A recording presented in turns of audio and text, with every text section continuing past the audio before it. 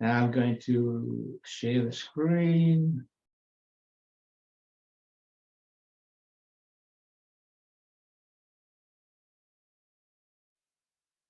There we are. Open it up. So I think some of you may have seen this sometime in the past, but this is a 2-lesson sequence about genetics and genetic engineering, and this is the basics of it. And the next one will be great detail on what I'm working on now. I've taken the old version of this and modified it quite a bit. So I hope it doesn't get too heavy for you. So this first screen is just to show you variations on animals. I should have put plants in as well, but we're basically talking about general genetics. So let's have a look. But before we can talk about genetics, you need to have a pretty good idea of what cells are, how they're structured, how they're made up, and what they do. So we are all made up of cells, billions and billions and billions of cells. And in reality, we have about 10 times as many cells as we are in the number of bacteria, and each bacterium is its own individual cells. So we are carrying a lot of freeloaders around in us, in our guts, on our skin, everywhere. But they affect us, we don't affect them that much. But basically, we are made up of cells, and every one of our cells, as compared to the bacterial cells, our cells are much more complex, and we have these little things called organelles. Organelles just means little organs, but lots of them fit into each of our cells. And as I said, we've got trillions of cells. Each type of organelle is different, has a different function, but we can't really do without any of them. So these functions, and they are all controlled. Now, they can be controlled in the nucleus, by the nucleus, the DNA there, and also the mitochondria, which you've heard of before, I'm sure, all also have their own DNA. So, as I said, they can be very simple or quite complex. And the organelles would include the nucleus. Now, here I've got 2 diagrams, and you can always tell a plant cell from an animal cell. And the major difference is that the plants have a cell wall. It's made of cellulose right around it. It may have different shapes, but they've got a wall. We do not have a wall. We've got a cell membrane, and so do they. This yellow in the diagram is a cell membrane, and within it, this one and the plant one has a whole lot of little gadgets, and these little gadgets are the organelles. Now, we have a short list here of the organelles. We each have a nucleus. We have the mitochondria, and they vary in number and depending on where they are. And their job is to produce our energy. Without them, we're done. And you've heard of mitochondrial diseases when kids are born. It's a genetic thing that's passed on from mother to child. Now, we also have another one called the endoplasmic reticulum. Now, I'll mention it later, but just to break it down so you have an idea, endo means in, plasmic as in the cytoplasm, so that's in there, And the reticulum, it means it's reticulated. So it's like farmers use reticulation. They have pipes going all over the place. So this sort of pinky thing here is the in cross section, the ER, endoplasmic reticulum. Then we also have Golgi bodies, and they're very important. These sausage-like things here, they transport, put together proteins, which are made in the nucleus. I'll go to these in detail later. So they do transport, and then in plants they have chloroplasts, which produce the food and the sugars, and they produce oxygen for us. So let's look at these one by one. And in the nucleus, there are a few bits about it that you should know. And the main one is that it's got DNA, which you can't see in this diagram. It's got a membrane, but the membrane is full of little pores, little holes. And they're very, very important for the message, for the production of proteins, which comes from inside the nucleus to get out into the cytoplasm, where the message is translated to proteins. And this thing here, the nucleolus, it's a little blob in there, and that's involved with what's called the RNA, as opposed to the DNA, and we'll get to that later too. Now, so the information about everything is in the chromosomes, and when I'm talking about DNA. And so we have the idea of codes. There's a lot of coding going on,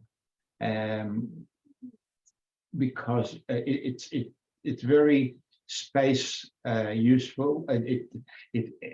All the space it takes up is quite small, and it's very, very efficient. And if it wasn't efficient, I wouldn't be sitting here talking to you, because we would not exist. So they're very specific. Now we have huge numbers of proteins, and every protein has got its own codes.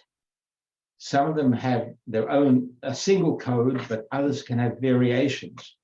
And then these variations are called alleles.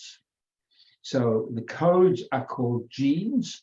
So we can have a gene for our skin color, we have a gene for the length of our fingers, or different genes. Whatever you can think of, we've got genes for them. But the variations is a name you may or may not know, is alleles. And that's why we all look a little bit different unless we're identical twins. And even then, identical twins are slightly different. By the way, the first difference that comes to mind is that they don't have the same fingerprints. That's another story. So the DNA is divided unequally amongst the chromosomes. We have 23 pairs. Now, one pair came from the mother, one pair came from the father, and depending on what they hand over in the process, we have different information in us. So that's where we differ. So when they first discovered that there are these things called chromosomes, and this is they could see them divide, divide under the microscope. Because they managed to keep some cells alive.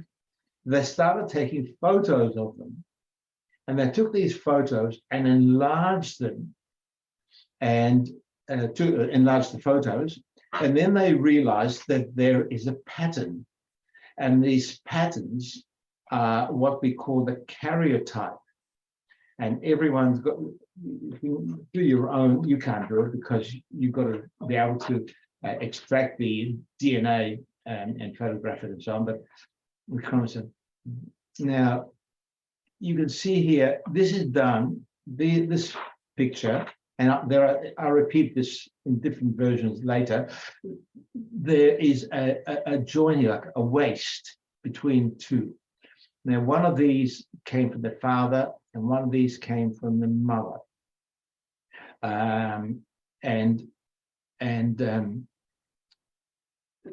The part where they join together is called a centromere, and they have different sizes and different levels of where the centromere is, and that's how they divided it. So all of these, the centromeres are in the middle. Here they've moved up a little bit. Here they moved up a little bit more, and so on. And then at the very end, these are, almost tiny, tiny things. So size and the position of the centromere. And here's the X chromosome down the bottom here, and the Y chromosome. So this is the DNA of a male. Okay, and this is called the karyotype. So the gross detail is that we have 46 chromosomes, half are maternal, half are paternal. And then when we went through the process of producing our kids, we went through a particular sequence to produce half the number of chromosomes for the sperm or for the eggs. And that's quite an interesting process as well, we'll look at. And a gene, remember, a gene is part of a chromosome, somewhere in one of those 46, for a particular protein. Now, when gametes, which are the eggs, sperm, and there's a lot of terminology here, which is purely biological, we go through a process of meiosis to produce the gametes. So that means when we are replacing parts of us, like our skin, we're replacing it constantly. When we replace blood cells, we produce millions every second. There's a process called mitosis. But when we produce gametes, the sperm and the eggs, we have another process which goes through the splitting twice, and that's meiosis. So we not only does it reduce the numbers in the cells from 46 to 23, so we can have them 223s to produce a new 46. The chromosomes are also exchange their genes. So no two sperm of the millions and millions of sperm that we would be producing daily, no two are the same, because everything's random. Oh, there may be something the same, but it's purely because of the randomness. Okay, and then they're different cells, but every one of those cells has the same number, and which is half the number of the normal number of chromosomes. So every sperm has 23 chromosomes, and every egg has 23 chromosomes. So the process of meiosis is something like this, and it's got, I included two parts. I found this diagram, and I included two parts to it. So let's say there's a cell with 4 chromosomes in it, and this the 2 little ones and 2 bigger ones. One's the sort of bluish and reddish, so from the male and from the female, the parents. And then what they do, they replicate. So each of these replicated. So that one, 2 little ones and 2 big ones. So you can see 2 of each. They also share nucleus. They share DNA.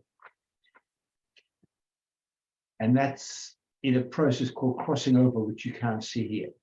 And so this one would then split into two daughter cells, and two of these at randomly will move across, and then they would, this is in meiosis, this is for the eggs and the sperm, then these would split again, and then they would also randomly move together.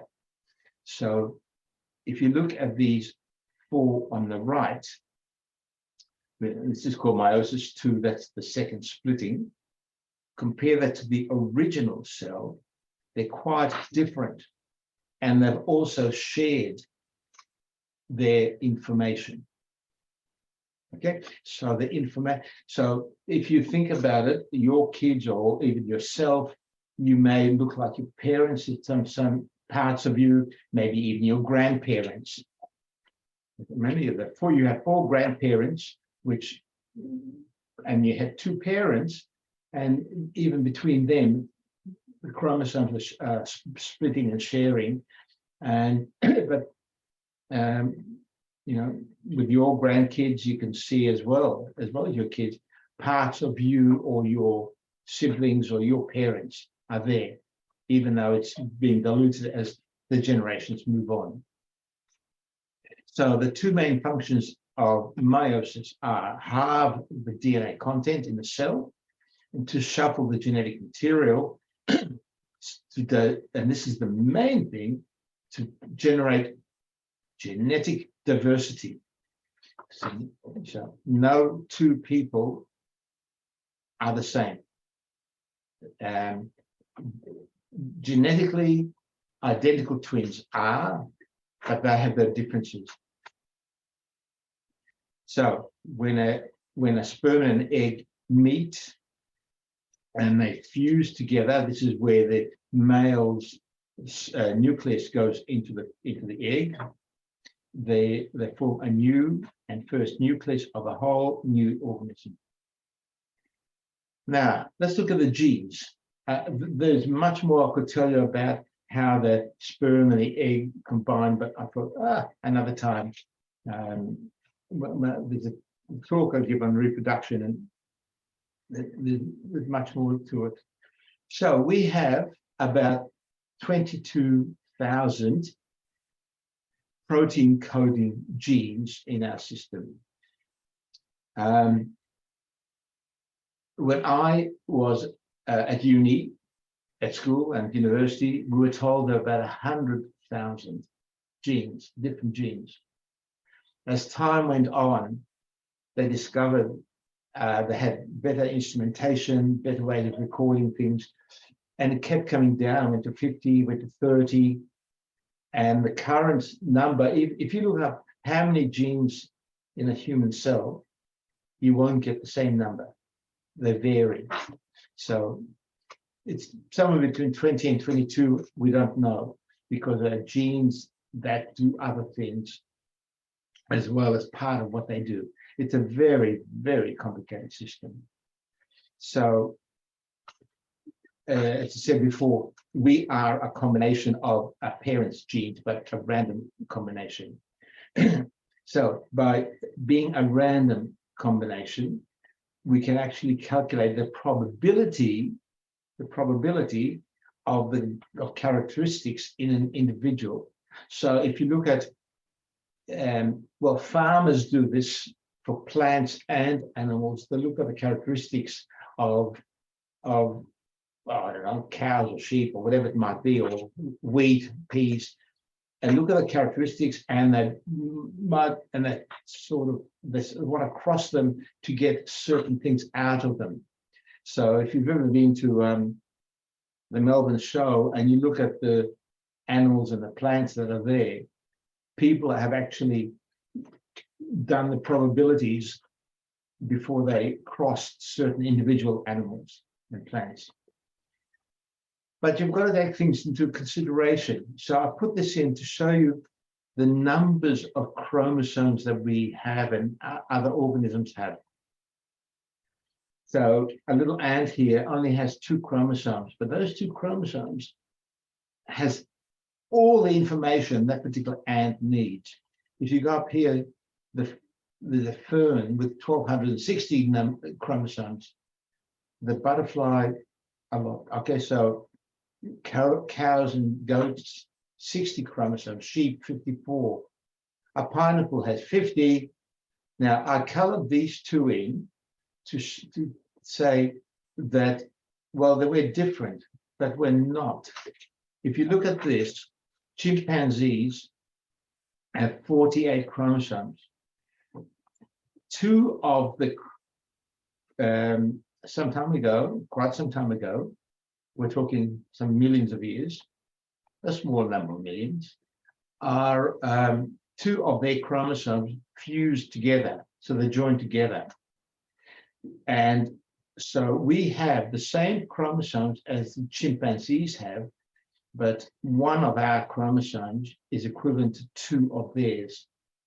So we are very, very closely related in many ways. Now, I want to look at the structure of DNA. So I'm not going to go too much into the chemistry at all, but we have these things called nucleotides, and it's made up of 3 molecules. Now, I'll say here, there are 4 bases, which I'll get to later. There is a sugar, and it's called a deoxyribose sugar. And I'll come to that, come back to that. And then we have a phosphate molecule, PO4, and 1 phosphate, 3 oxygen, and a hydrogen. Now, notice here, these used to have a hydrogen, but it's missing and it's negative. So that is a very important thing in which they use in research, that this overall molecule has a negative charge. The sugar is a deoxyribose. So DNA stands for deoxyribose nucleic acid. And this is the nucleic acid. Now, I want to show you, I'll put this in here, the difference between ribose and deoxyribose. The deoxy means it's missing 1 oxygen. Now, if you look at this and this, you will notice that the hydrogen here is got a bit of a browny color. It's equivalent to this one here without the oxygen. So we have DNA, which is that, and if we have the same thing with this sugar, we have RNA, ribonucleic acid. Okay, so, and if you're not into the chemistry, it doesn't matter. I just thought if you are, it'll be interesting. They're the 2 subjects I taught, biology and chemistry, so I'm comfortable with it. I'll try to simplify it for you. So DNA, deoxy, that means the lack of that 1 oxygen. Ribo is the sugar. It's a nucleic acid because it's in the nucleus. And here's the basic structure, which is a nice simple way of showing it. So the chromosomes are molecules of DNA, all the chromosomes.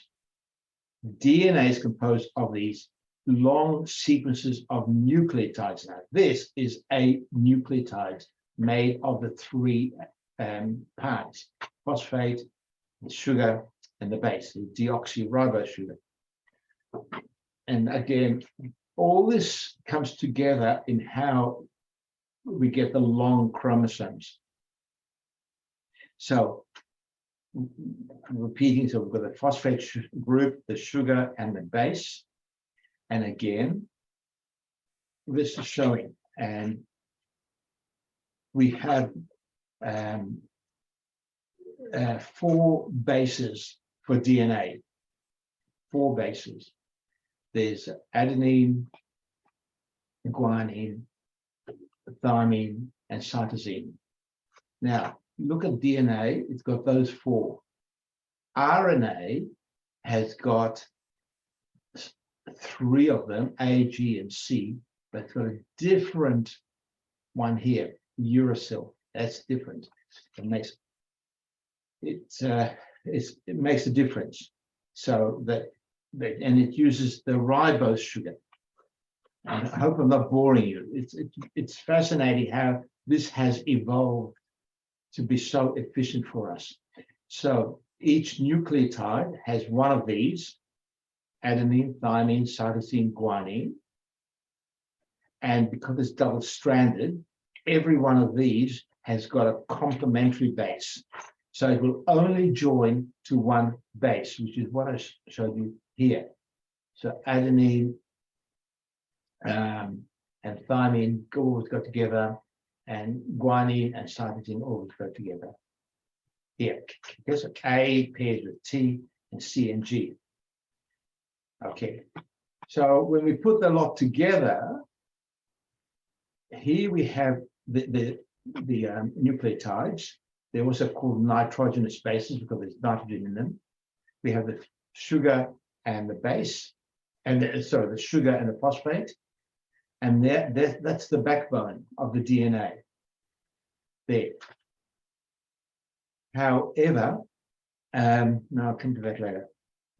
Oh, I need to say, notice here, the bonds that hold these together are black lines. The bonds that hold the green bits, the bases together, is dotted lines. And these are weak. They're just hydrogen bonds, where hydrogen is attracted to oxygen, and they're just hydrogen bonds, basically.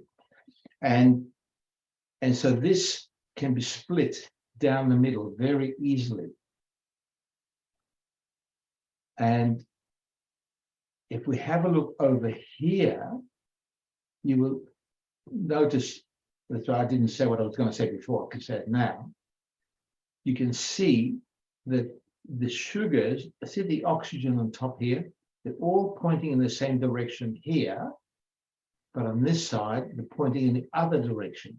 And this is called anti-parallel. And this makes the whole thing work. So when they separate to produce a new sequence, everything just fits together beautifully. And I won't go into much more detail than that. But here, between the A and the T, they've got 2 bonds. Between the C and the G, they've got 3 bonds. That's the hydrogen bonds. And again, I just put this up to show you the difference. The ribose with the oxygen, the deoxyribose without it.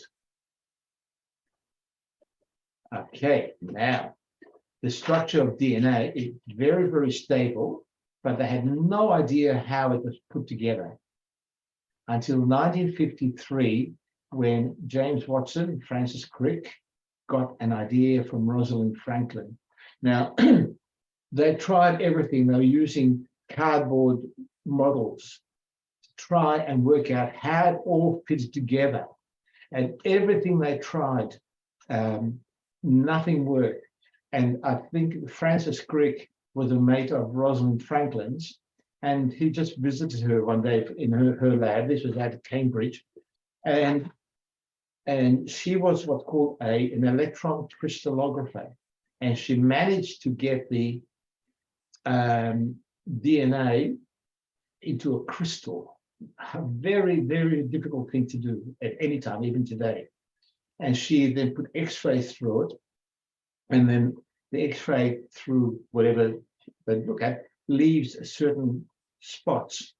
And by knowing what the spots, pattern of spots means, you can work out the structure. And she was very, very, she was a really lovely person and very bubbly. And she said to Francis, "Look at this, look what I've got." And as soon as Francis Crick saw the pattern, he said, the penny dropped. So he thanked her and rushed out, went to see James Watson, and he said, "I know what we're doing wrong." And from that, they worked out the double helix in a particular They thought it might be double helix, but they just couldn't work out how it could go. And he got it. Unfortunately, they did not acknowledge her work in their papers, and she missed out on the Nobel Prize, which she very richly deserved for that incredible job that she did. So back in Cambridge in 1953, shortly before discovering the structure of DNA, Watson and Crick were depressed by the lack of progress in the local pub. And this guy says, I'll have a double helix. And if you know that it's called a double helix, it's a very particularly poignant cartoon. So this is the different ways of showing it. This here is a standard way. So you've got one strand of the DNA and the red one's the other strand, and then you've got the bases joining up. So notice all I just realized that they've messed the colors up in this, I think. I know they haven't. It's me. It's me. Okay, that's fine. And this is another way. So this is sort of something when I was at school and when I was teaching, we had these balls, and each color represented an atom, and you could and a certain number of bits that you could ways you could put them together because of what they did. Here's another carrier type. As time went on, after the discovery of that you could do the carrier type, they could stain the DNA. And by staining it, you got these bands. And then they worked out, this is before they knew what was at each level, that there were variations between people in the bands. And this is called banding. And then basically, each one is the same, you can see, but there are variations. So just to show you, there's another way of showing that. And now, some information. Each of our DNAs in each cell is about 2 meters long if you stretch it out.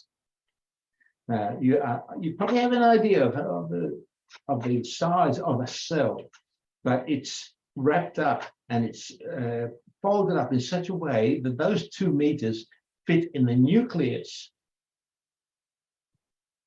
Right? Okay, so 2 meters of DNA that fit in the nucleus, they're very tight. And there are these special proteins called histones, and they help in the winding up process. So here's the diagram. So let's go backwards. Here's the DNA that you've just seen, and it's coiled.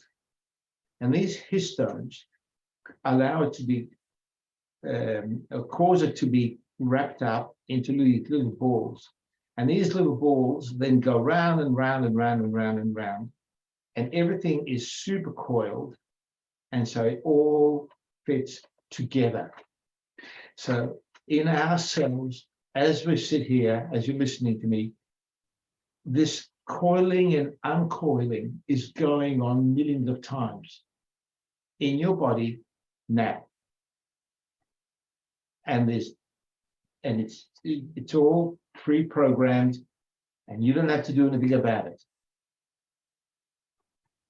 So how far will the total unwound DNA in a person reach? Well, we have about 30 trillion cells. Okay? Each cell has about 2 meters of DNA. So someone's calculated the person's unwound DNA will be able to reach the moon and back about 6,000 times.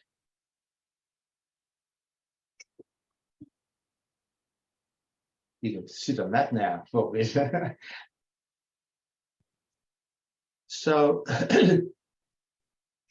now, of the DNA that we've got, there's 2 meters in every cell, only about 1% of that actually codes for proteins.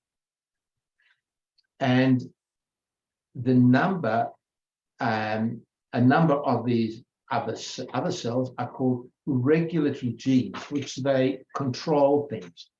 and they control protein production and other things that come along.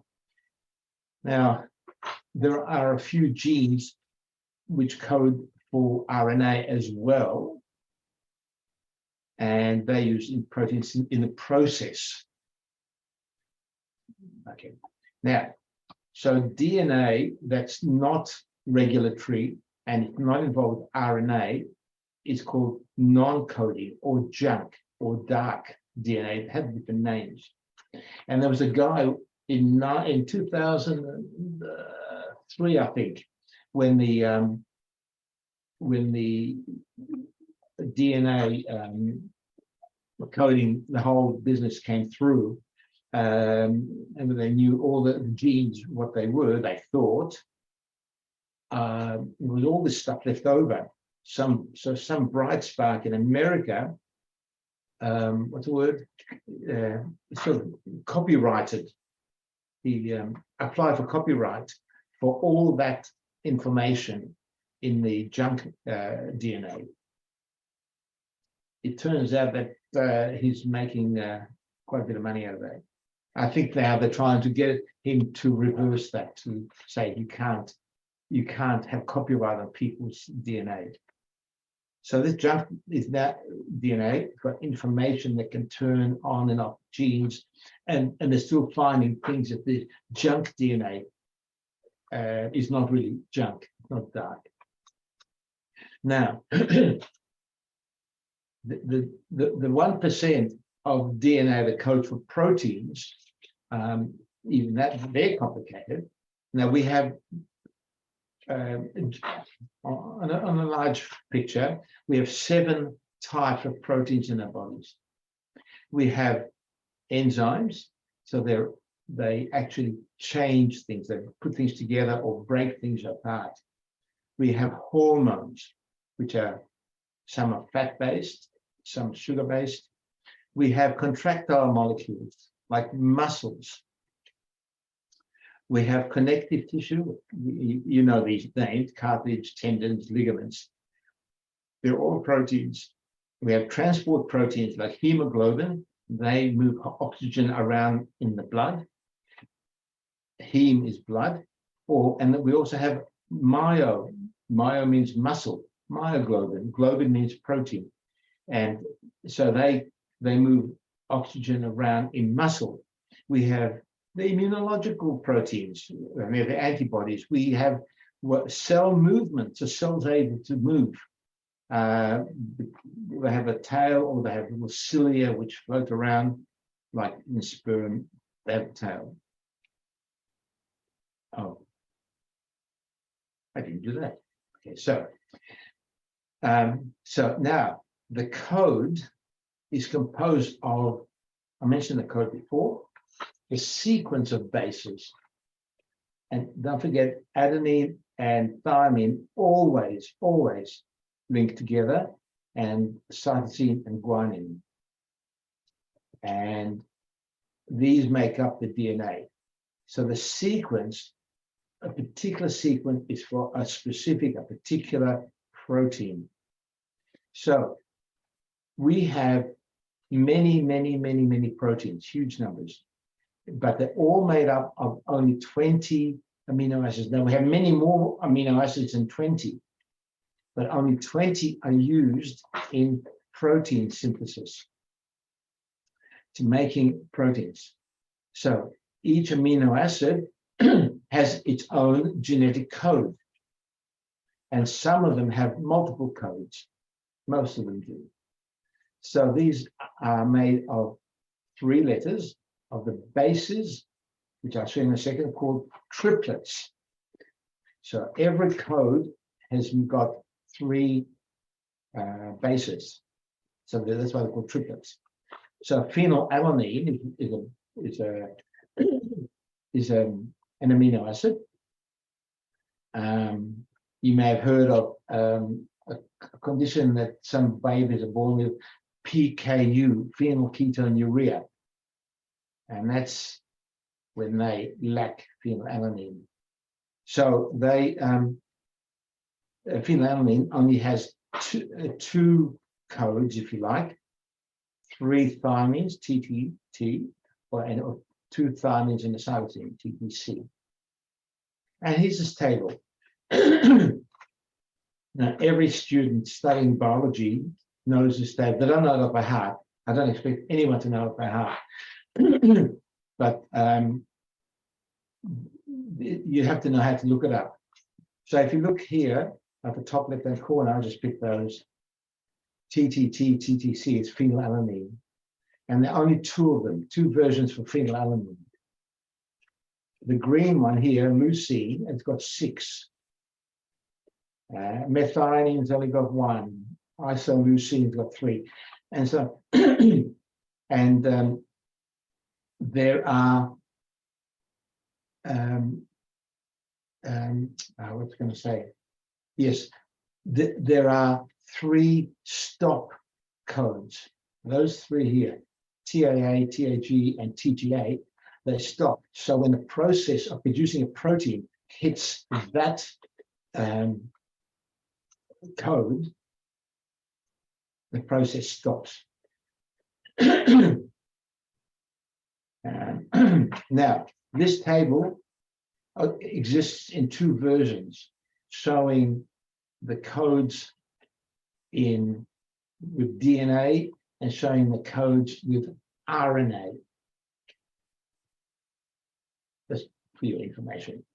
Okay, now, when the proteins are produced, there's another molecule used in the process, and it's RNA. Remember the ribose sugar? So ribonucleic acid, and it needs the code that we're looking at, the sequence of DNA. You need to transcribe it to an RNA code, and that becomes the messenger RNA. And now you are all familiar with the mRNA vaccines, and this is where this comes from, and I'll explain that in a sec.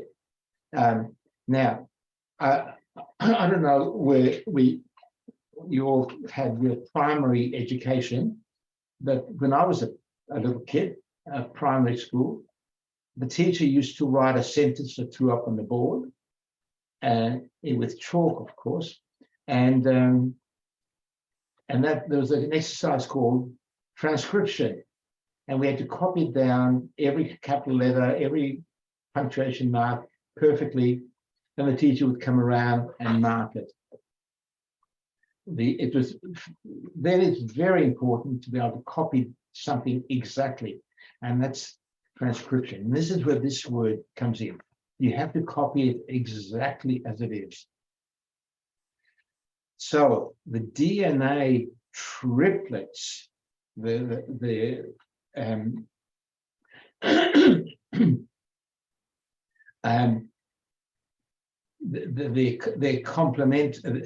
DNA triplets, the complementary are the codons. Now, that's the name of the triplets, the codons. The messenger RNA, once it's got its codons, leaves the nucleus. Now, remember I showed you the diagram of the nucleus had little pores, little holes. And that's where this long messenger RNA moves out. Now, I don't know how it moves out, how it finds a hole. I don't know that, but it moves out and it works thousands of times a minute, a day, I don't know. But once a messenger RNA has left the nucleus, it is translated. So the DNA is transcribed into messenger RNA. The messenger RNA is translated to a protein. Now, the 3 main differences between RNA and DNA are: 1, the sugar. One's got we've got the ribose, not deoxyribose, and it's got the uracil base and not thymine. And RNA is single-stranded. Now, I put the word usually here because up to a little while ago, we thought that RNA is always single-stranded, but they found some viruses with double-stranded RNA. So that really put the cat amongst the pigeons, so to speak. It turned things over its head. And guess what? I'm showing you this again. So people really get into the head about the difference. It's one oxygen that's different and makes all the difference. So what we have here, we have the deoxyribose and the ribose. We have a double pair, a double strand, and a single strand. The difference here is, which I haven't mentioned yet, I said it before, that DNA has got thymine and RNA has got uracil. The differences, and they both have cytosine, guanine, and adenine. And even though they look very similar, there are differences. So all these differences will allow the incredible variety of proteins to be produced. We are protein, and every one of them has been made in a cell somewhere. Okay, now,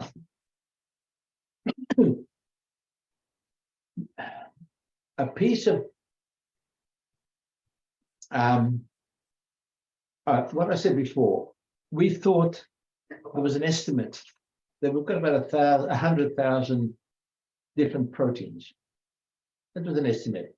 So when I was at school, when I was at uni, when I started teaching, till 2003, we always thought we have about 100,000 different proteins. And then in 2003, when they did when they worked out the exact, they thought, sequence of DNA, we only have, what was that, 33 to 35,000, about a third. And every little bit, it keeps coming down. And now it's ranging, I've seen ranges from 18 to 22, or even 23. So up at 22, how is it possible, if you've got, say, 100,000 proteins, to produce, to be produced from, in a way that you don't have all those different sorts of genes? And what happens is, if this is a gene, here's one gene here, say, then they discovered that they've got active areas and inactive areas. So the active areas are called exons. The inactive are called introns. So they thought initially, we're only going back, 20 years, say. And then, so what happens here, and I'll explain the rest of it in a sec. When the DNA goes through the process of becoming protein, what's the word? Coding being read for the protein, the DNA they use a thing called RNA polymerase. Now, when we were going through the really bad time with COVID, most of us would have had at least once a test called PCR. Yes, no, maybe. And PCR, so we use this word here, polymerase chain reaction. Now, polymerase, the A's, whenever you see the A's, you know it's an enzyme. A polymer is something that's made of many units. Now, a protein is made up of many amino acids, so it's many units, so it's a polymer. DNA is a polymer because it's made of DNA units. RNA is a polymer. Okay, so we use PCR, and at the end of this, near the end of this talk, I'll show you how PCR works. You have to remember this, is that using the polymerase, it produces that, but in the form of RNA. So that's a transcript. But because the introns don't actually code, they thought, this is an older version, it gets cut out. They get cut out, okay? So the introns get moved out, the exons are bound together, so it's a shorter piece, that leaves through the pores in the nucleus to the cytoplasm, and goes to into the cytoplasm where it's converted or it's read by other enzymes to produce the proteins we need. Okay, so I'll mention it now. I don't think I put it in the talk. So if you have, say, 20,000 genes, and you have, say, in round figures, 100,000 proteins, how is it possible to produce 100,000 from only 20,000 templates? Well, the secret turns out to be in these introns. Because if there's, in this diagram, which is it's all very short, say if you chop out the 2 introns and put the 3 exons together, you have the 3 exons will produce 1 protein. If you chop 1 intron out and leave the other one intact there, that'll give you another protein. If you leave this one and chop that one out, gives you another protein. Making sense? And then it turns out that even then, so an exon can be flipped around. And I'll give you another protein. Does that make sense? Now, some of these genes are very long. So they have many introns and many exons. So now the question arises, where is the control mechanism for knowing what to keep and what not to keep and what to flip and what not to flip? And the answer is yes, because I have no idea. But that seems to be the consensus of how we can get so many proteins out of so few genes. So now there are 3 types of RNA that's used in not the bases, but actually produced RNA in protein synthesis.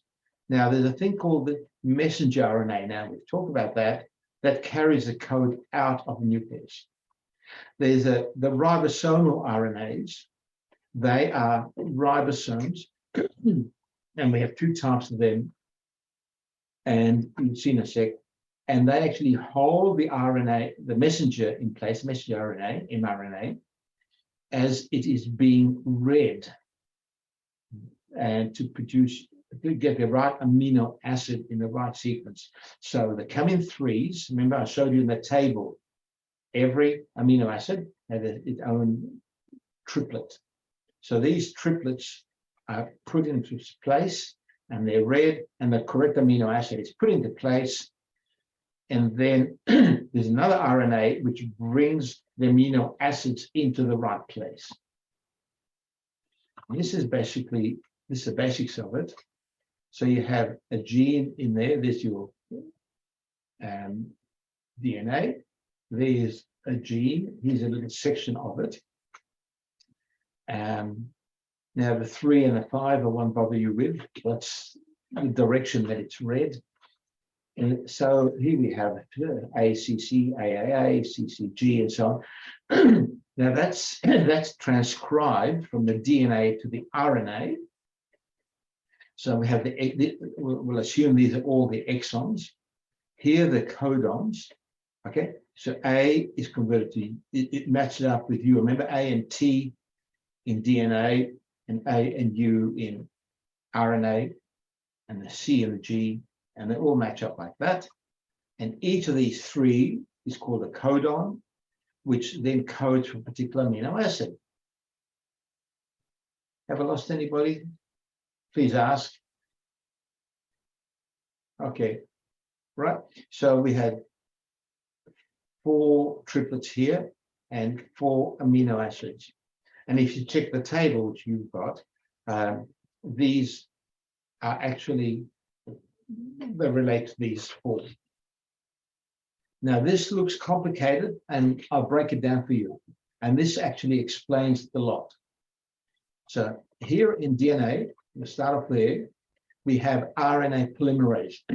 RNA polymerase takes the DNA and brings in the appropriate RNA nucleotides. So the A, the T, the C, and the G.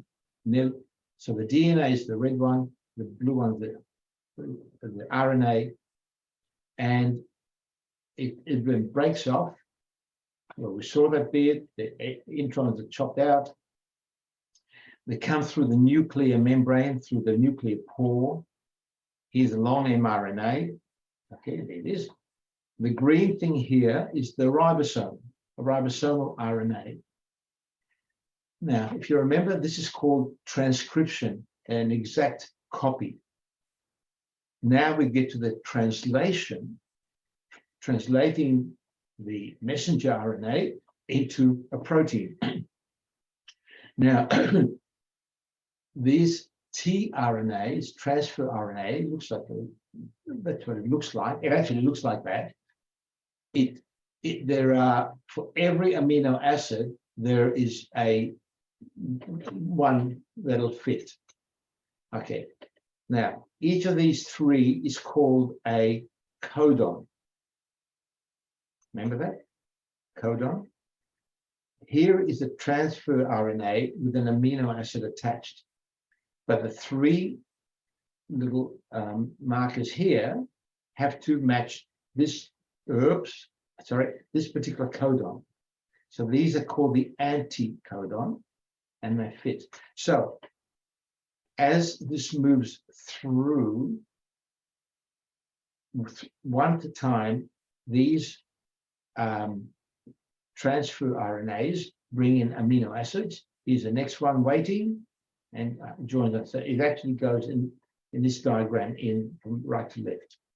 That's the next one to come in. And then the protein is then released. All right. It looks complex, but if you break it down, it's actually the whole story. So when DNA replicates, we have to make sure that they have exactly the same information as the parent cell. And so this is done by the 2 strands opening up, and enzymes add the appropriate complementary nucleotides in the right order. That's what we're saying. So if you've got a T, you add an A. And there are also enzymes that check the sequence. So we have enzymes that move up and down all the time, checking that the right base has been put in with the other base. Okay, that's very, very important. And it rarely makes a mistake. So this is basically, here's your original DNA. There's an enzyme that breaks this up. Now we would know we've got the helix. Just to mention, notice the word down the bottom here, helicase. ACE is an enzyme, so this unwinds the helix. So it's a bit like that, and then it joins. So you've got these colors here, and you get the complementary colors put in. I mean, they're not colored, but the nucleotides. I won't go through this. This is a complicated thing. If anyone's interested, I'm more than happy to explain it, but not now. Okay, so basically, you've got parent DNA. See, it unzips. So we have an X and a Y, which has got nothing to do with the X and Y chromosome. We're just in this diagram called X and Y. So strand X and strand Y. And then X meets with Y1. Now, this is another Y, which is the same as this one, but just to differentiate between them, we gave it a number. So as it unzips, the enzymes bring these in, and they join up, and you end up with two strands, absolutely identical to the original. Now, this process where you've got one old strand and one new strand is called a semi-conservative process, a semi-conservative DNA, which is what it is. That's how it's maintained. Now, under normal conditions, we are producing millions and millions of new cells every minute, especially red blood cells. And it's through a process called mitosis. So basically what happens is, this is your cell there. I won't go through the names. I wouldn't expect you to remember them anyway. So you see the nucleus here is shown as a solid line. Here it's shown as the dotted line. So the nucleus just separates, it breaks open. When the nucleus is opened up, the chromosomes are forced to line up in a row like that by these protein strands. Again, I won't give the names, just no need. They get pulled aside like that, and so we have telophase, and then they're replicated, and then they split down the middle here. Cytokinesis. Cyto, as you know, the cell. Kinesis is the production of. So you get two cells, and then the starts again, continuously going on. So from one cell, you get two cells. Okay, so that's mitosis. There's another version of that called meiosis in the production of eggs and sperm. So mitosis, it replicates to two identical cells every time. To the atom, it's identical, to the atom. And so we get it going a huge amount of time. So new cells are required because some cells are just too old and they need replacing. We have another mechanism which works out, which finds out which are the old cells, and they're destroyed. They're taken away. When cells are damaged, they need to be replaced. So the old ones and the damaged ones are replaced. And this is happening without any of our control. There's a process called apoptosis. And this is programmed cell death, or sometimes called cellular suicide. And cells have a certain lifespan. Now, necrosis is when cells die of injury. Say you're injured somehow, I don't know, you walk into something sharp and you injure some cells and they just die. But that's a different process to when it's actually programmed. So it's very orderly, and the whole cell is packaged into small little, is packaged into small little groups. and that process is called blebbing, and it was seen a sec. And that's for garbage collection. It's all very organized. And immune cells come along and pick it up. So here's your normal cell, and it's time for it to die. So it starts to shrink, and all the bits and pieces are located in little bits that form. This is called blebbing, and each of these is the bleb. And don't ask me where the name came from, I haven't got a clue. And when the nucleus collapses, the whole thing falls apart, and the immune system gets rid of it. And lysis is the breakdown. So all you've got is that, and it's all cleaned up. And this is happening millions of times in us, continuously. So mutations are mistakes in the replication process. And most mutations are automatically corrected. As I mentioned before, there are enzymes that check. Everything that the cell does is checked. Now, some of these mutations are detrimental and some are useful. And that is how evolution works. Okay, so mutations power evolution.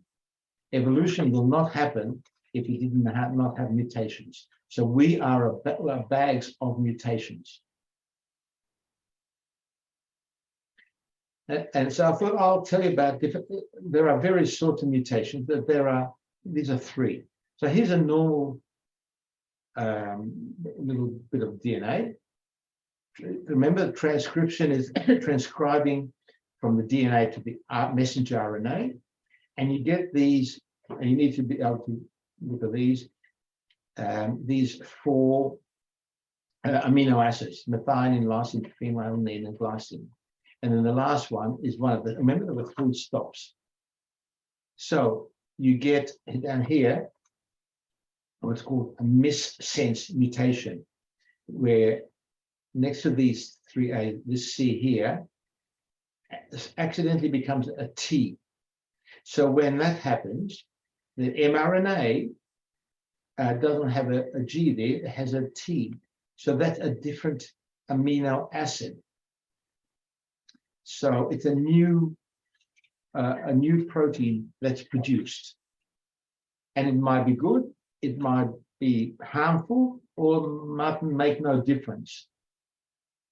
We have a nonsense mutation where this A becomes a U instead of, the T becomes an A. And this ATC is one of the 3 stops I mentioned. So instead of going through and reading the lot and becoming a protein, it stops there. So you get a part of a protein. Now, in some instances, that new protein that's made might be useful. On the other hand, it may not.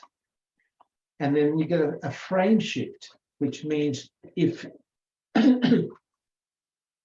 here there are 3 A's. If one of those A's, for example, is chucked out, lost, damaged, something happened to it, instead of having AAA, you have now AAC, because that A that was here is gone. So that gives you a new amino acid, a leucine instead of phenylalanine, but that goes right through the whole strand. So every new triplet is a new amino acid. So you get a totally new protein, a brand new protein. And that could be really wonderful, or it could be detrimental.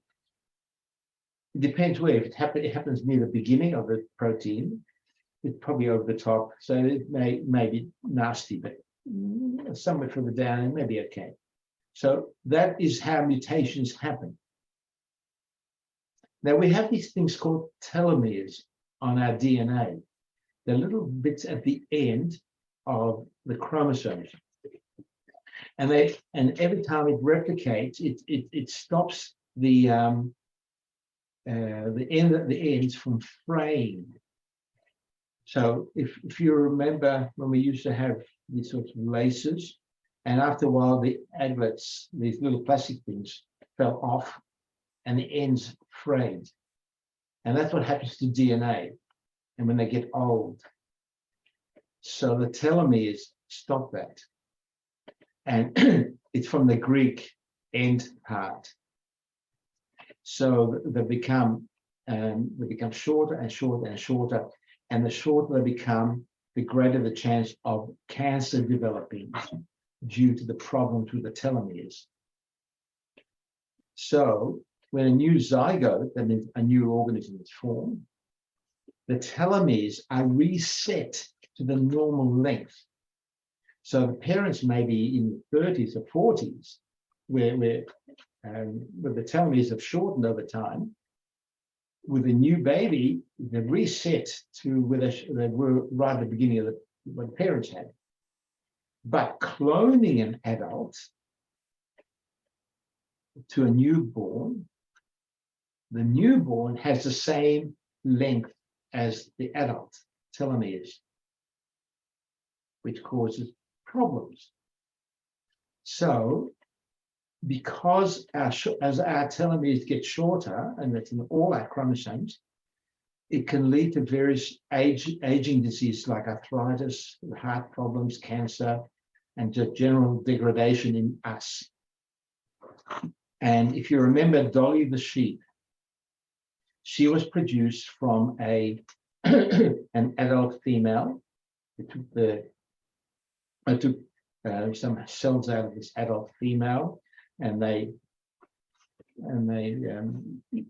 produced a little zygote, which is the first cell, and put it into a female, and it developed into a sheep, which they called Dolly, and she lived for 7 years, or 6.5 years. But that's her there, cute. But she died. She died. She was old. Once she grew up a little bit, and we're talking about a few months, then they realized she had the aging diseases. So let's get on to genetic engineering. So people ask, is genetic engineering safe?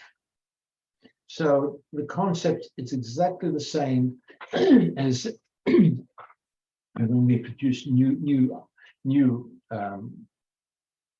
organisms. But what happens is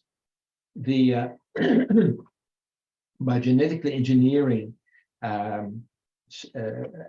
aspects of the DNA, you can take a specific gene from one species and insert it into the DNA of another species. Okay. So if we take human insulin and put it into bacterium, or we take growth hormone and put it into bacterium, the bacterium will then produce a 100% pure human insulin or growth hormone or whatever it's done. So here's an example. Here's a cell.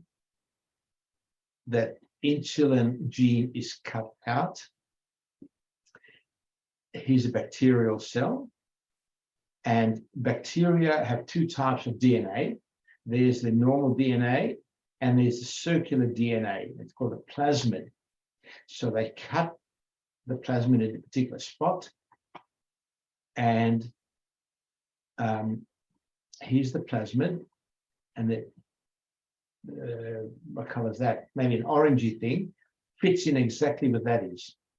So as far as the bacterium is concerned, that now is part of its plasmid. They put it back into bacteria, or you don't actually have to put it back.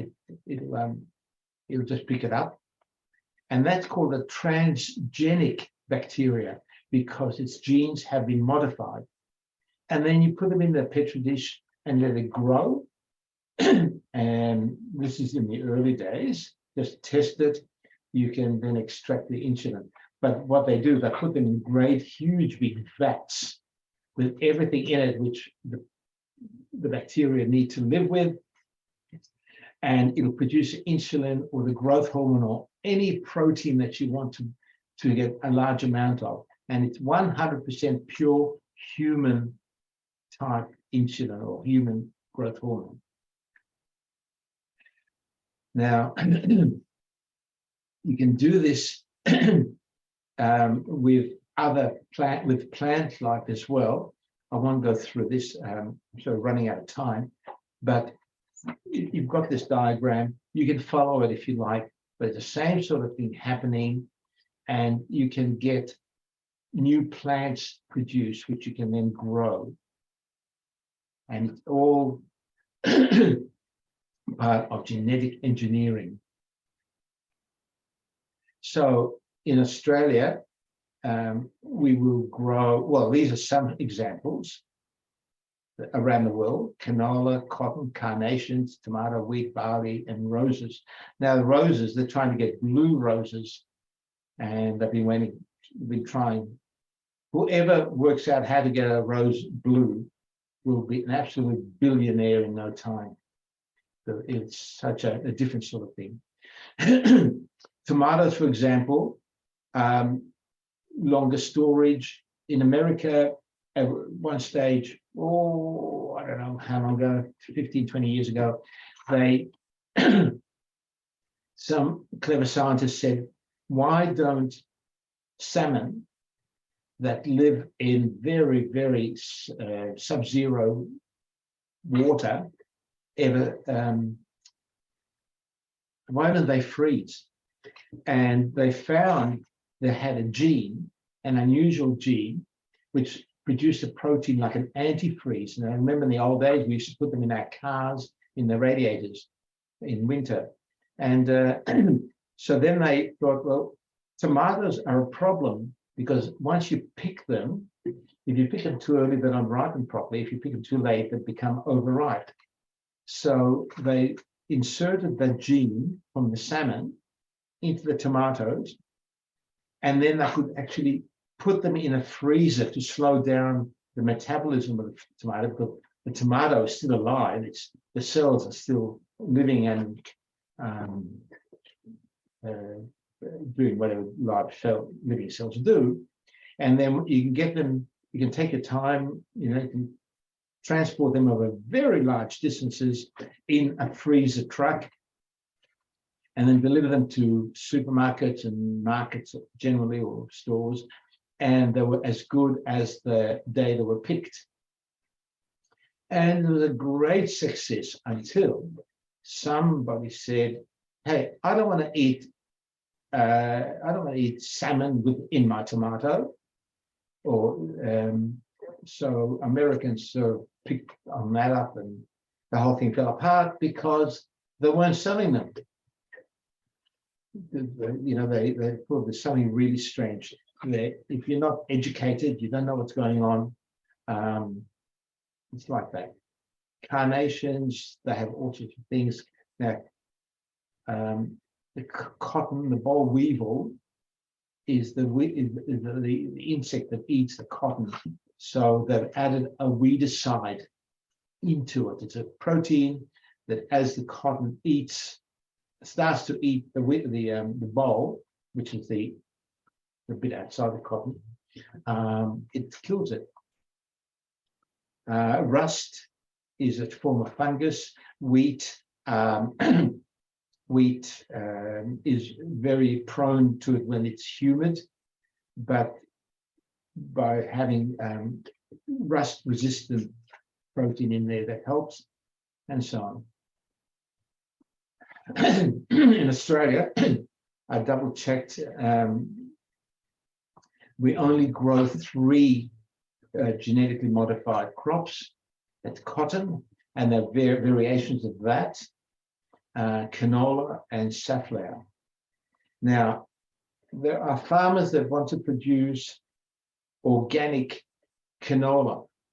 The problem is, if the paddock next to you, the farm next to you, is producing GM canola, the seeds may blow across, and you can't be 100% sure when you advertise it as organically pure canola. So they've got their issues, but they're by genetically modifying, genetically engineering plants, you get much better, much higher production. This one, carnations, have been approved, but they haven't started growing yet, and then they're going field trials with other things. In America, they've got 10 GM crops. Cloning. So how do we get cells?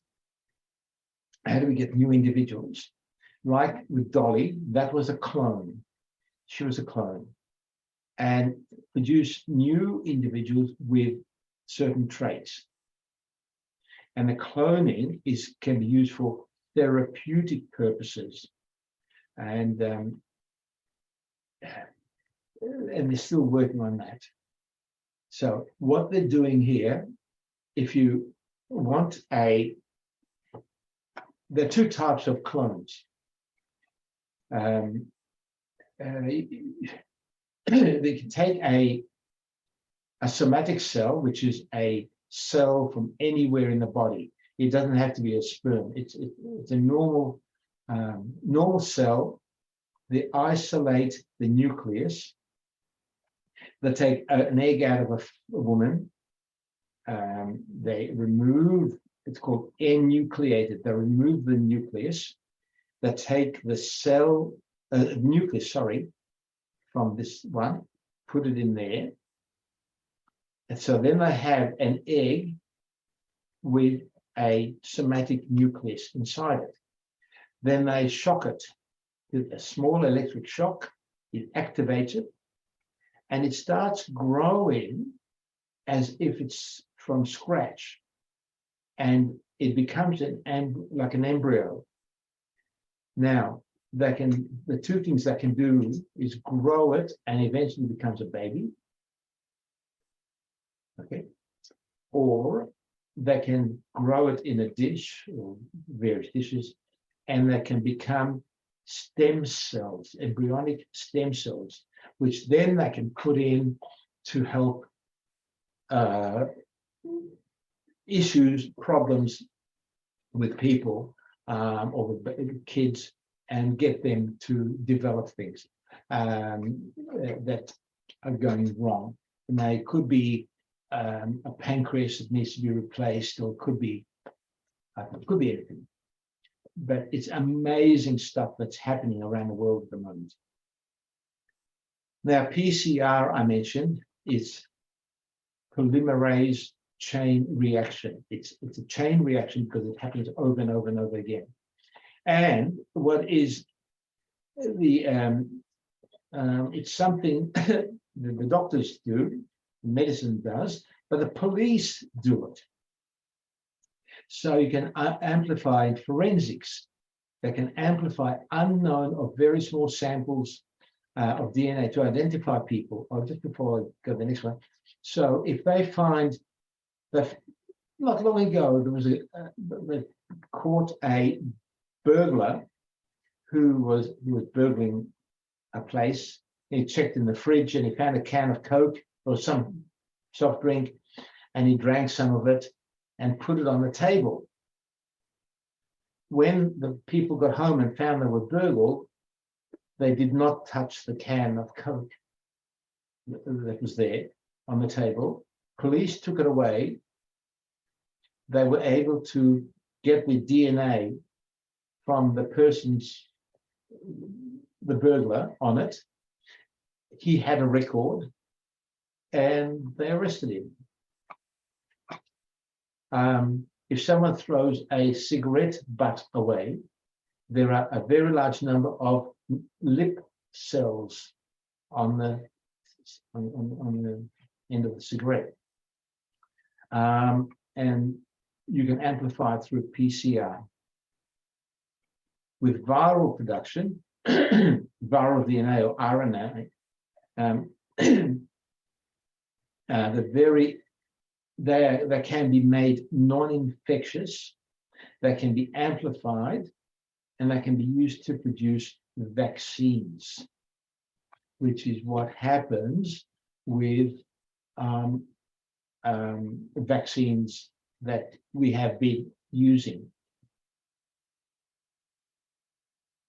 And in genealogy, sorry, comparing different people's DNAs indicates relationships. But you can have a little bit of DNA and you can trace people through it. So what happens is it goes through a straightforward process. So you need to amplify the segment.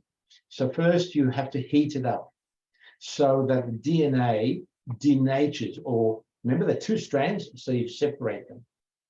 And you separate them into two single DNAs. And then there's an enzyme called the Taq polymerase. It's an enzyme that comes from bacteria that live in hot springs. Taq is part of its name. Now, the word here, polymerase, ase means it's an enzyme, I mentioned that before, and a polymer is a molecule that has many parts to it. So the DNA that's been separated into two strands will produce two new strands of DNA along the original strands, which are used as templates. So then you get a duplication, so you get two copies of the DNA, and remember that it's semi-conservative. You get an original and a new one, same process. And every time it goes through the cycle, you double the number of copies that you've got. And after 30 or 40 minutes, you'll have about 1 billion copies of the original strand. So we're not talking long times or whatever. So here's an example. You get all these bits and pieces. The machine here, the thermal cycler, it's about the size of a shoebox. Does all this. Now look at the temperature. Because its DNA is so stable, you need to heat it up to about 95 degrees for it to separate, for the bonds to all separate. And that's why you have to have the enzyme, which comes from heat living, or bacteria live at boiling point. They have this incredible capacity to live around in mud and in what are they called, in New Zealand and Rotorua, yeah, these bubbling pools.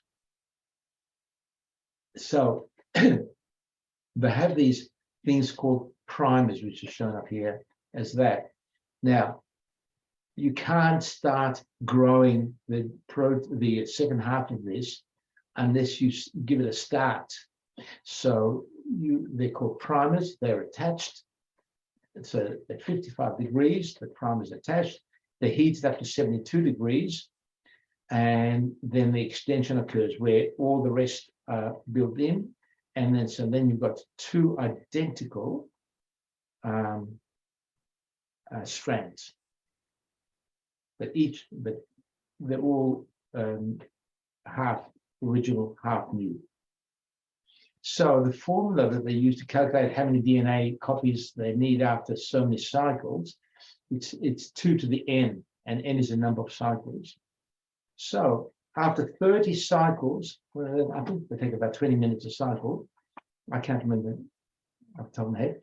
It's 2 to the power of 30, and you get this sort of number. It's over 1 billion copies. Okay. 30 cycles, okay, and about half an hour each. So you get over 1 billion copies in that time. So here we are, a simplified version. You get your DNA fragment, you heat it up, and you get and put a new strand in. You heat those up, and you get each of those. You get the green with the red. Each of these you add a red, and then each of those is heated up, and you get a new strand, which is the yellow, and so on. So after 1, 2, 3, you've got 16. 2, 4, 6, 8. So you've got 16 strands, 8 copies. Then you've got to extract it. So when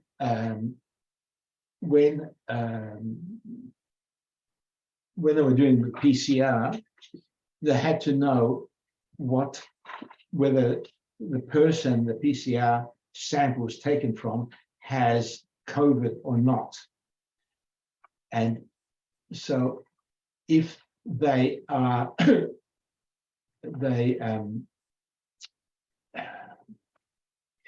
when the sample gets to the lab, the genetic material is extracted, and that takes a bit of time. The actual PCR doesn't take that long, but millions of copies are produced. And now the virus, the virus itself is not called COVID, it's called SARS-CoV-2. CoV, I suppose, is the COVID virus. And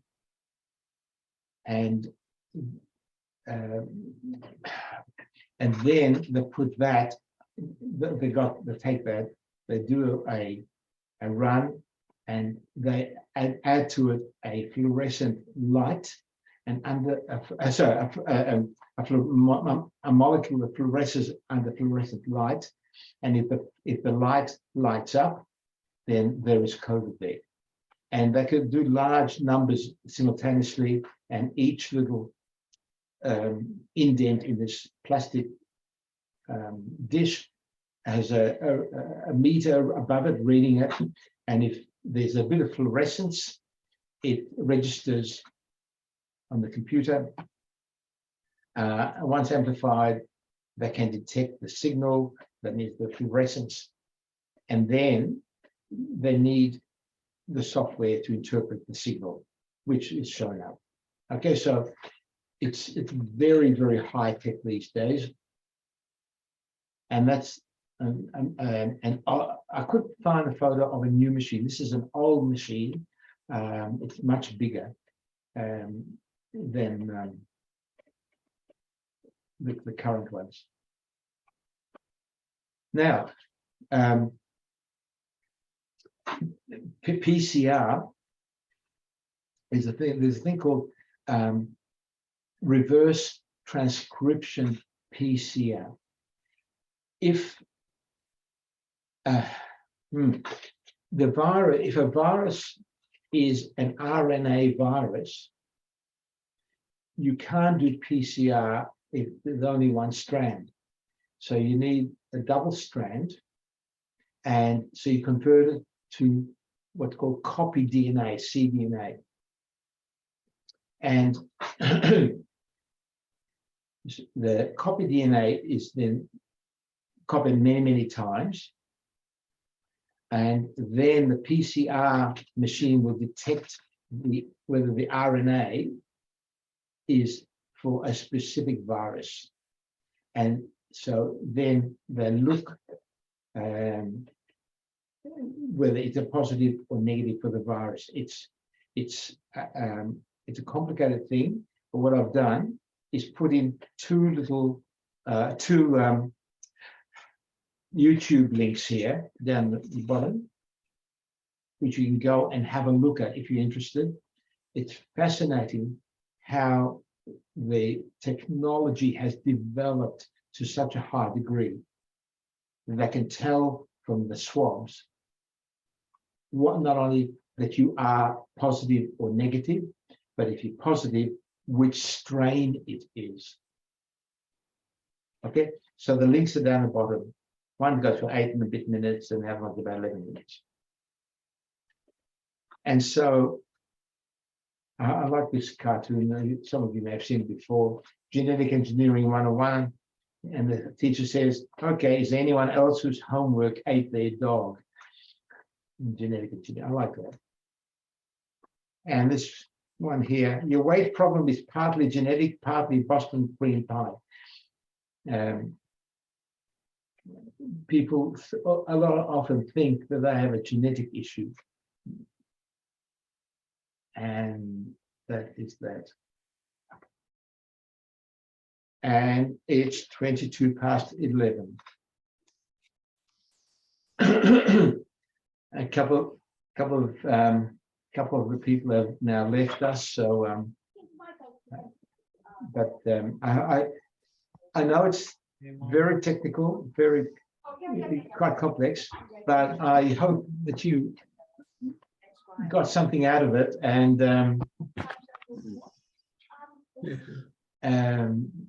well, I tried to get you the latest on the latest. I do the research and see what's new. Quite a bit of that was put in that talk. But does anyone have a question? Yeah, I was Helena. Yeah. I often thought about identifying the virus. Is there any way that the scientists can do it, like, people perhaps wearing a certain thing or bracelet to having that illuminated light when it reacts? I don't quite know how to explain it, but can it not be translated into to see a person as you walk, to see that light or to see the virus present? Something. Only if whatever the problem is, say it's a virus, if it shows up on the face, yes. But we're talking about that. What is the word? The illumination. The illumination. Yes. Yeah, but can it not? Yeah. Well, unless everyone, if they add something to the water that you drink, which allows to come up. I don't know, something in the virus, But you know what? That's a great science fiction story. I understand, and I've been thinking about it for a long time. Hi, Judy. Oh, can you unmute? Unmute yourself. Can you press the space bar? Can't hear you. Got it. Okay. I heard the word ionophore in relation to viruses. Has that got any meaning? Hang on. I can't hear. Hang on. Sorry, Michael. Ionophore? Yes.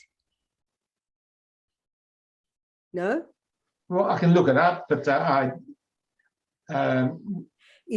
it's supposed to be some means by which the cell can accept, say, zinc. They drink. Zinc, Z-I-N-C. Oh. You know what? I'll write that down and I'll look it up. Ionophore. Yeah. Just out of curiosity. Yeah, okay. I will follow that. Thank you.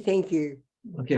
Ruben, I was going to say, Ruben, what Helena was saying, they did an experiment on TV a while ago during the coronavirus where they actually had some fluorescent, like if someone sneezed on their hands, and showed how it spread around a whole, like someone had dinner or something like that, and they showed how it can spread the corona. It was very interesting on TV. I think it was Dr. Norman Swan or something like that. Well, thank you for that. Yeah, and it showed how if someone sneezed on their hands, it was something, they had some chemical and they could show how it spread, but you needed to have that light and everything as an example. I think that was animation. I don't think it was. I can't imagine how the virus would not have the chemical, if you like, that fluoresces.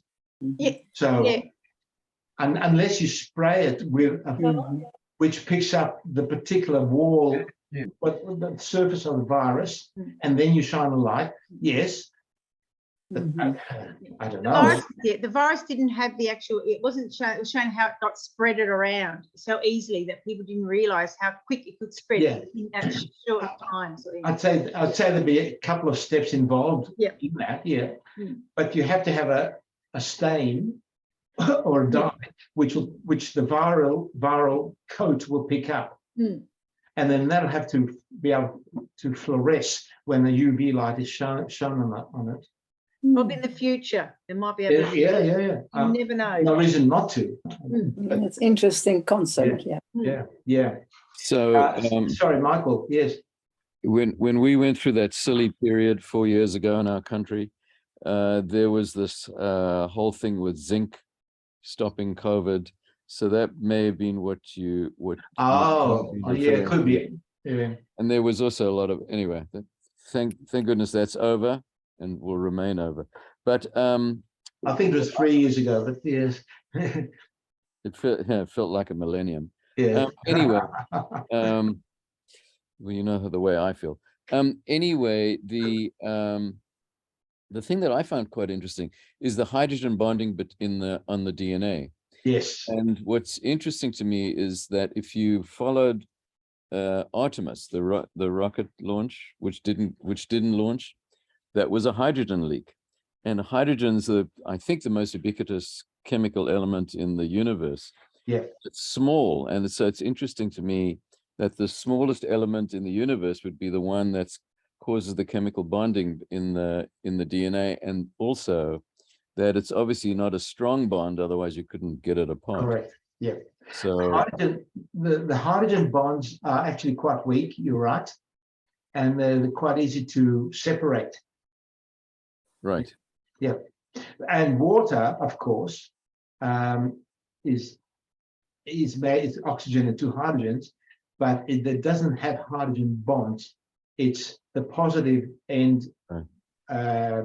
Because oxygen is very strongly negative. So the hydrogen ends up at the positive end with a single proton. So water stays together between the positive and the negative rather than two hydrogens, which together form what's called the hydrogen bond, which is quite weak. Yeah. In fact, I think with fusion, water is the endpoint. And of course, what they say about fusion is that 6 months away, always will be. Yes, you're right. They can't find a material to build a container, Right. which will contain that heat, the level of heat that's on the sun. We don't have anything that will hold it, and then be able to generate electricity or whatever from it. Because fusion would be, I mean, they've had little tiny samples of it, but it hasn't been a success at all. Yeah. Can I just ask you about the genetically modified things? I mean, well, it seems like it's a good idea, but does it like lose a flavor? For instance, tomatoes that you buy, it's absolutely no flavor whatsoever. I'm just wondering, does that affect the flavor of the fruit? Because it's not like tomato. If anybody would put it in my mouth and I didn't know what it was, I would never have known it's a tomato. Are you talking about the tomato? Yeah, there'd be no change. No. No change. The only thing that protein did was stop it from freezing, so they could actually transport the tomato in the freezer. So, yeah, but does it not affect the taste? You don't think? No, it's a different sort of protein. No, if you take a tomato just fresh from the greengrocer and you put it in your freezer, let it freeze, the ice particles in each cell would grow because ice expands. Correct. Yeah. The water expands when it's ice, and then you'll end up with a shriveling mess. Whereas by being able to freeze it with no change, and the inside of it is cold but not frozen, and then they're able to spend weeks delivering it rather than days. I understand. And, I'm just surprised. The whole thing fell apart because the Americans were, don't want it. And I'm just surprised that there's absolutely no taste in what we buy now. No, it's not. No, it's not the sort of protein. It's a protein within the cells, and no. Oh, okay, it's good to know. Thanks. All right. Okay. Yeah. Okay. So if there are no other questions, I will continue this talk, and thank you for surviving that talk. Yeah. It was complex, and I had to leave bits out, it's just too complex. Mm. But the next time I'm going to go into genetics with respect to hereditary, looking at